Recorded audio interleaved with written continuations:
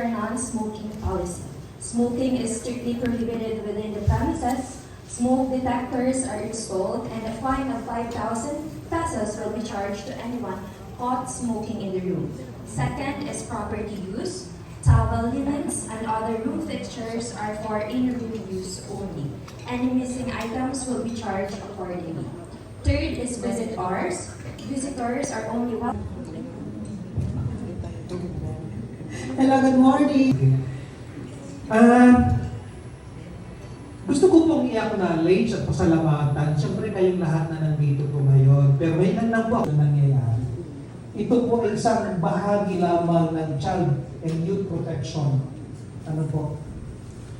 At magkakasama-sama po yan. No? Karaniwan, ang isang klase ng pang-aabuso sa mga bata at kabataan, may iba pa pong kaugnay. May ibang kaakibat po yan na usapin pa po, no? Ng klase ng pang-aabuso. So, in behalf po ng Plan International Pilipinas, welcome po kayo dito sa Tacloban at sa Region 8. That exploits children and women. I was always fascinated tuwing nunood po ako ng mga ganon. Because I was interested, ano po yung naging digital safety, kasi yung mga ibang kasamahan ko sabi nila, ay oo, ganito pala, ngayon ko lang siya nalaman na ganito yung mga personal information natin, hindi dapat i-share yung mga ganyan. So, it is not only limit families and anybody in the community also that is within their reach. And then, for our students, specifically the CAI facilitators, they can already educate other students. So, yun na yung sabi ko, we've been conducting symposiums like during the National Children. Dalawa lang kami ni Fly na nagsimula sa barangay.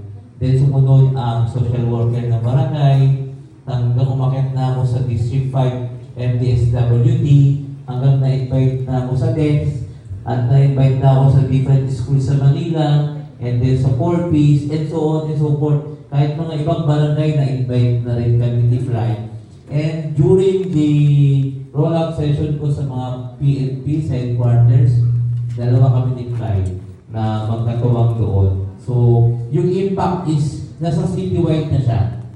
So, nasa simula na, meron ng IIR at sa final and final reading na yung city ordinance na anti-OSAE. So, yun yung impact eh.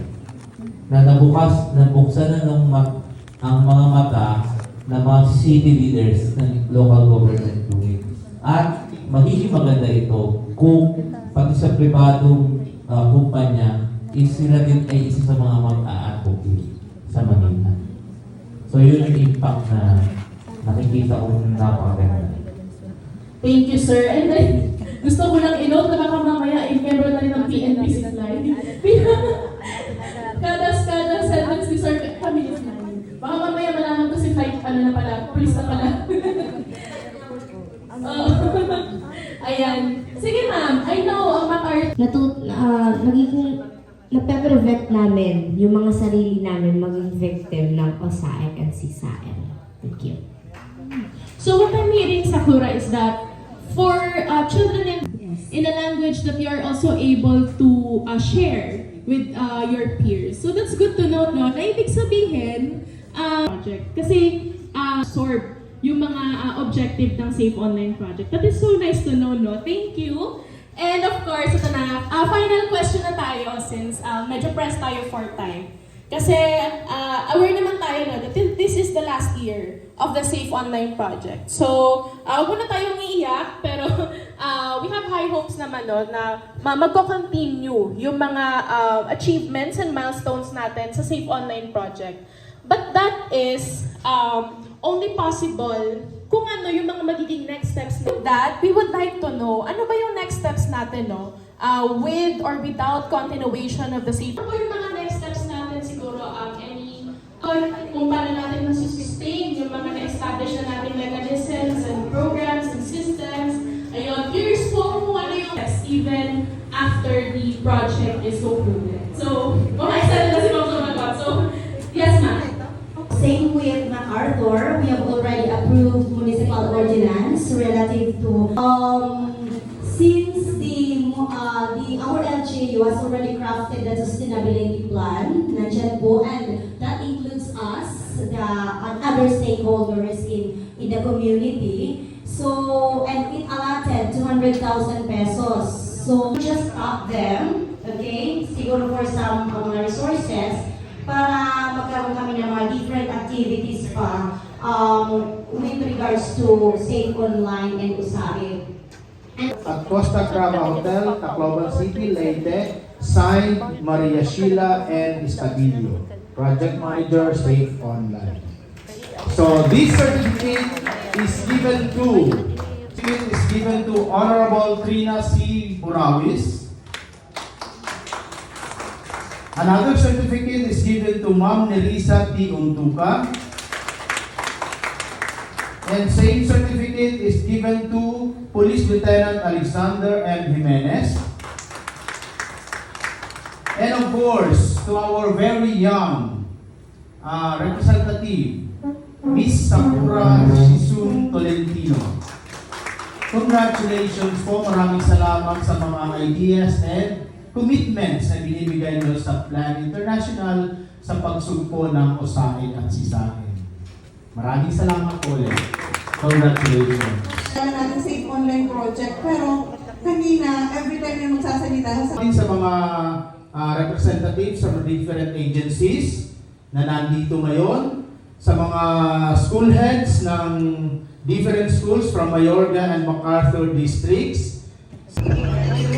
Same certificate is given to local government unit of Mayorga, Leyte.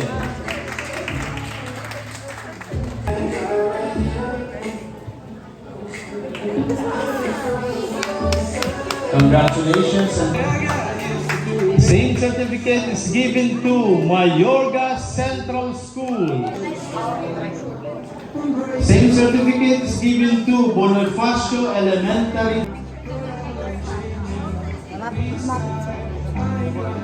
Same certificate is given to Union Elementary School.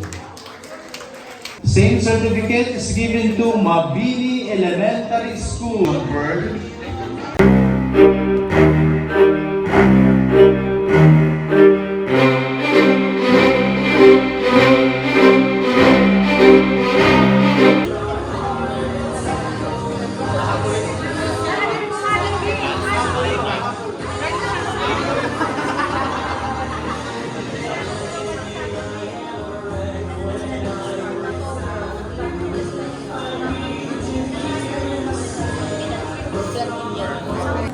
Diba? Jen Zayton. Mukhaon na gani, picturean pa yun.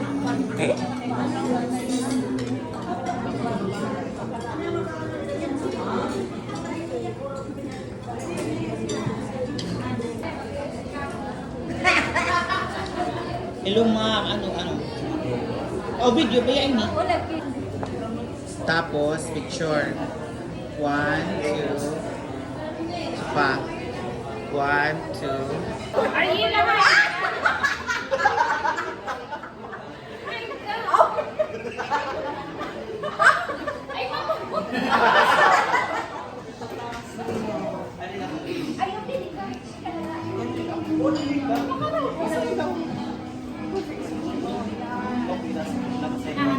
One, two, three. 1, 2, 3. Isa pa. 1, 2, 3. Ang magkakaparehas na mga punto o mga sagot. Okay? Para hindi tayo repetitive or duplicated ang mga sagot natin.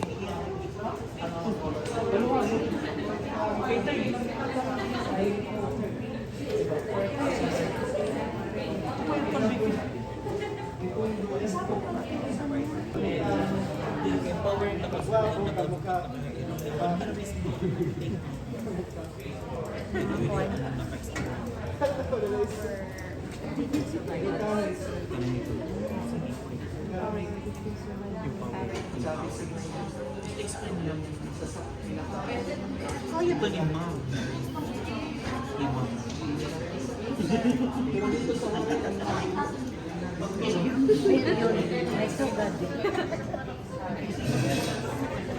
Billion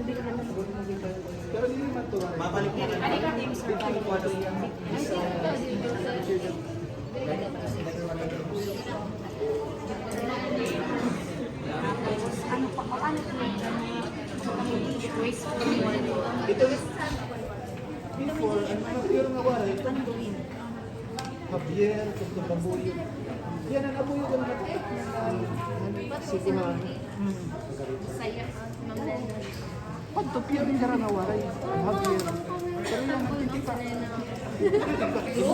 No, and hopefully, no, meron dito yung learnings na similar to them, no, makaka-relate kayo sa kanila. And of course, this is the opportunity na matuto din sa ibang mga kasamahan natin o partners natin. Okay, so please listen and please listen sa ating reporters. Okay na po ba? For a while lang naman to, so sana wag i-shush ang mga mouth. Urgency. Okay, sige po. Palakpakan natin si Ma'am Faith. Sige po. I-wrap up ko lang po ha, although madami po ito. So ito po ay kumawag po. Okay. So, lang po sa self-reflection learning and realization po ng aming terms of lobbying for legislation. I think sa Manila meron din gano'n. So, ngayon nga, nasa third hearing pa lang ang Manila for the anti-suicide ordinance. But still, we're making progress, tama? No, so hindi tayo tumitigil. 3.0. So, through Safe Online Project pa rin po ng mga kabataan. Gaya na po, ang sinabi. It's also black system. Ibig sabihin po nito, kapag, like for example, yung isang platform, may nangyayari na po sa so yung ibig sabihin po ng auto-block system, sana po, if alam nila may nangyayari na po sa mag-shutdown na lang po bigla, ganun, yung system. Para mag-prevent ang nangyayari. Monitor yung mga anak niyo kung anong mga ginagawa nila online. Implementation of RA 11930 and pathway to city-wide and Arlen S. Divas. So, dahil ako'y napag-utusan at hawak ng utusan ng Group 3, so this is our collaborative efforts. Okay? So, asan ba tayo? Ito. Okay. So, in the self-reflection or learning realization, most of the ideas were taken from our guys. So, sa mga bata po. Okay. So, sabi nila dito, be capacitated enough in settings order to be an advocate. Okay? So, dapat na-realize nila na to be able to educate others, we should be capacitated enough. So, dapat alam din natin. And to be able to address also mga issues on digital safety and usaid. Then, so, another realization is, we should have a sense of commitment. Kasi nga, itong, if we are going to think, this is just an additional burden to us, right? Kasi like me, I have multiple tasks in the school, and this is additional load or task. But if we don't have the sense of commitment, so hindi po natin maki-carry out or ma-realize yung pag-implement nito successfully in our different agencies or areas.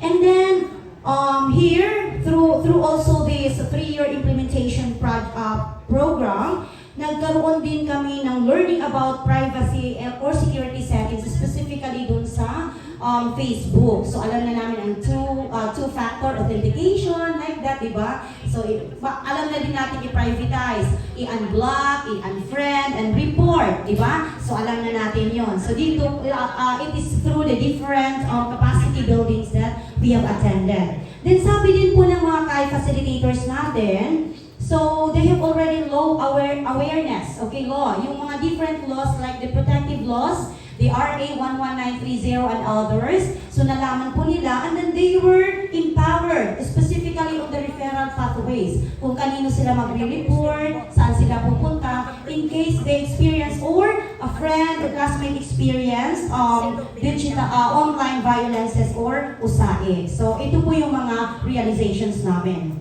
Then, sa low points naman or challenges, This is what we have come up. So dahil nga ito, may multiple tasks or different coordinatorships, so nagkakaroon po ng parang sometimes nahirapan kami i-accomplish yung task. Or mag-set ng mga schedules or mag-allot ng time, okay? In order na maging successful po yung activity. Then, ito po communication barrier. Mostly kasi, if we notice during the first, yung mga participants are not all, kumbaga, yung hindi talaga nakakaintindi sa ibang mga, when it comes to English, di ba? So, siguro ito rin yung mga, kumbaga, naging challenges sa amin.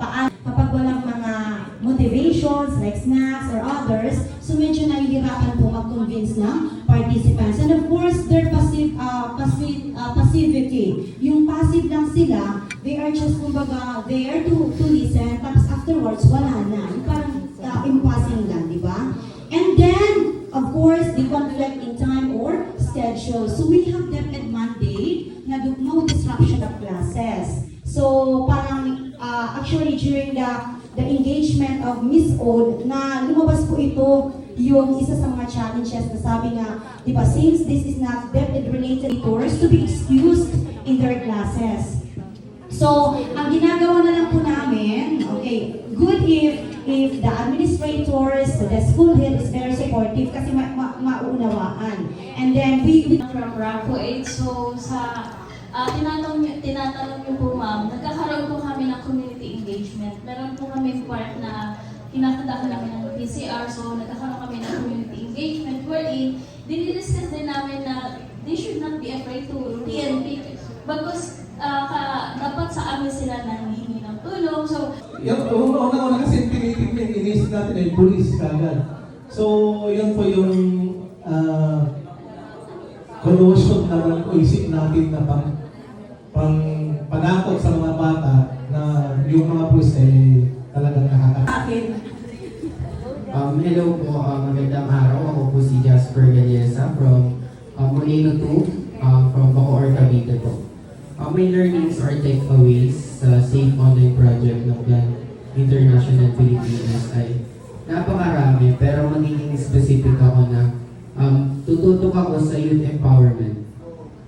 Isa ako sa Kakandak kami ng... So, after ng discussion, merong bata, Ma'am, for us to say something because of the internet.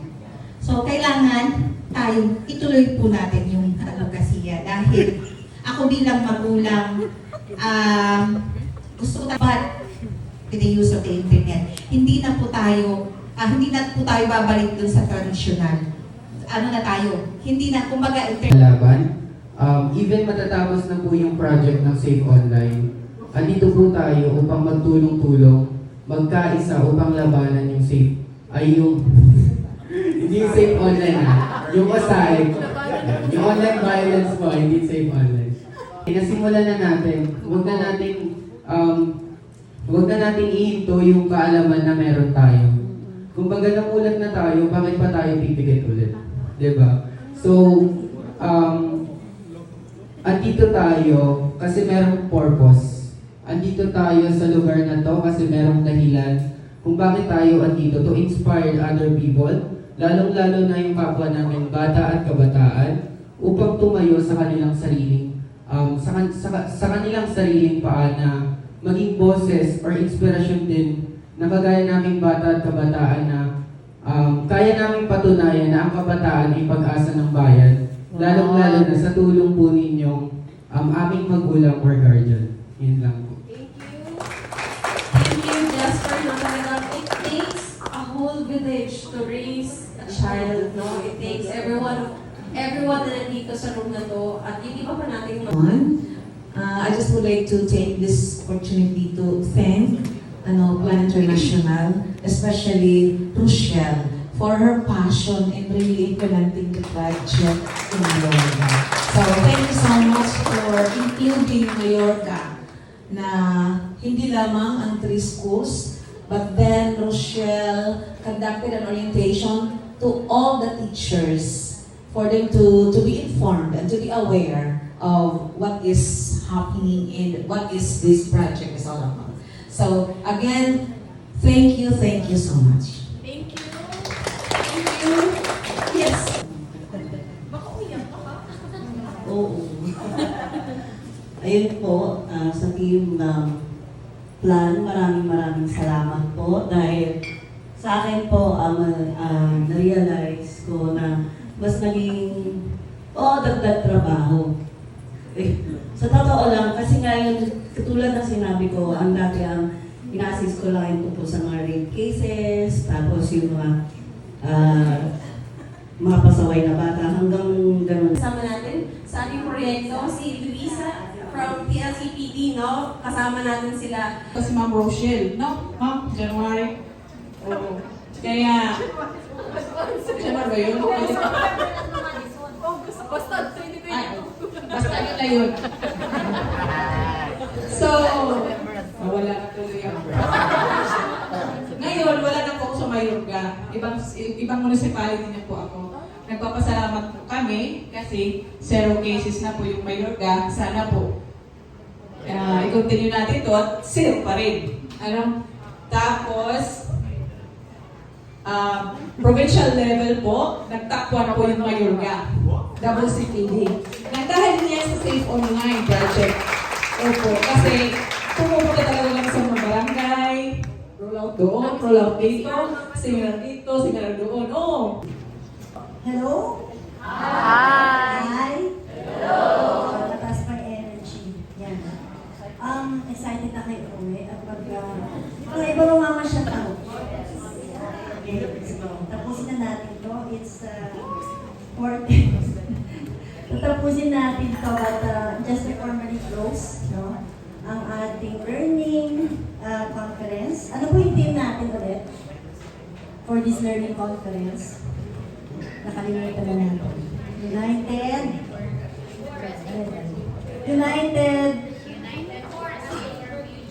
for a safer future and strengthening communities and systems to combat anxiety. So, yun po ang theme.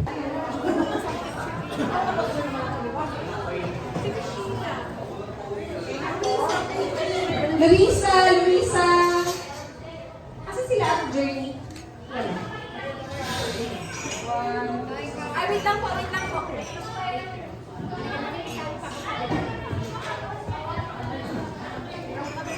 Okay, 1, 2, 3.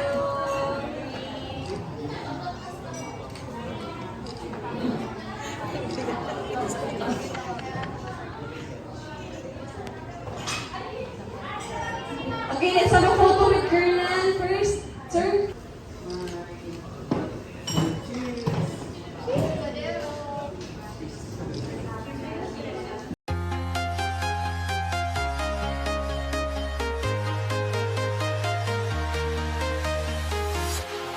Walking alone, the streets are empty. The only thing I can see is my own silhouette. I'm getting stronger, step by step. The clock is ticking, but there's no time for me. I've been flying from town to town.